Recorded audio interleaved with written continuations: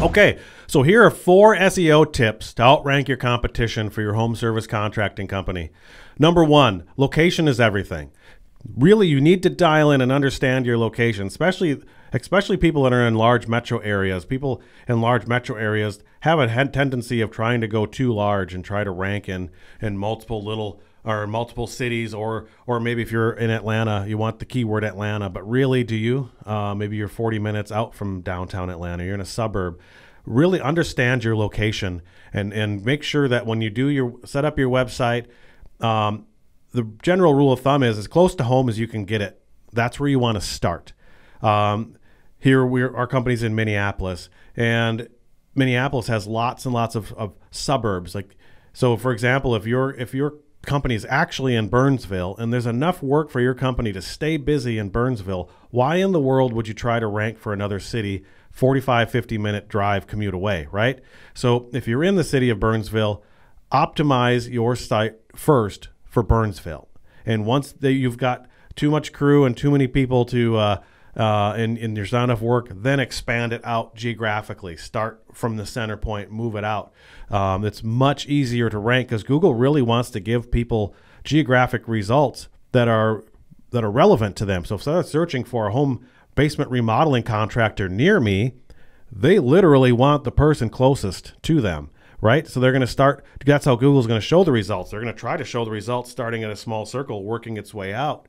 And you're going to have the big players that are going to rank far away from where they're at because they've spent so much time on SEO and other things that they're just going to naturally rank. And eventually that could be you if you play your cards right. And secondly, get your keywords straight. Really understand what it is you do. So if you're a roofing contractor, you have no business probably putting in their basement remodeling at all, right? If you don't do it, get it off the site. Really focus your website in on what it is you actually do and where you make your money. And then understand those keywords that what people are, the intent that people have when they search for you. Most likely it's going to be things with the word contractor in it, right? So if you're a basement remodeling contractor, when someone's ready to buy, that's what they're going to search for. They're not going to search for basement bar pictures. That's when they're doing research, right? So you really want to make sure the word contractor, really think about what it is the service you do and what people will search for when they're actually looking for you to buy. And so make sure that those keywords are what you're focused on and what you're really looking at. The third thing is build up your links. This is really tough, especially if you're trying to do this on your own, because a lot of people don't understand that how Google ranks websites has a lot to do with inbound links and gives you kind of a score on your website based on backlinks. So, and this is really hard to do, but you're going to want to make sure you have all the directories that you can. Get your website, your name. So I'm talking things like make sure your Google business profile is set up, your even Better Business Bureau, all these different directories.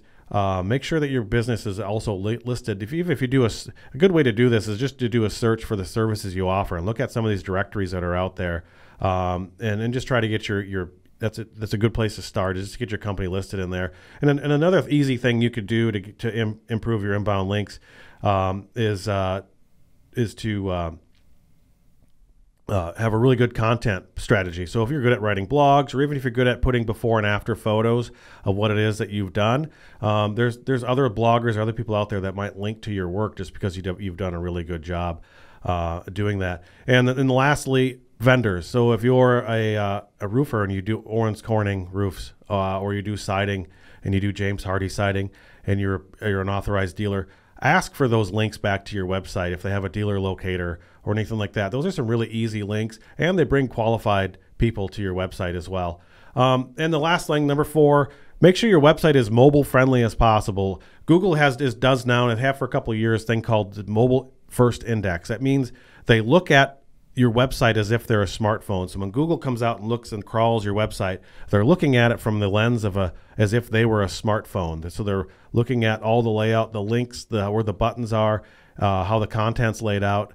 So if your website is not mobile friendly, if it doesn't load fast, if it doesn't have click to call, if it doesn't have these things, those are things that are going to start affecting your not only your rank but your conversion.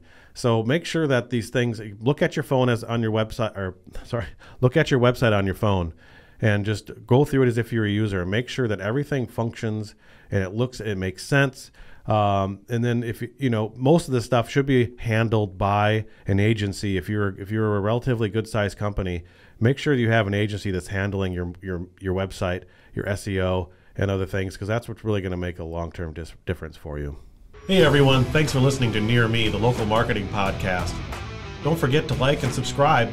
We'll be back next time with more information for your company to succeed.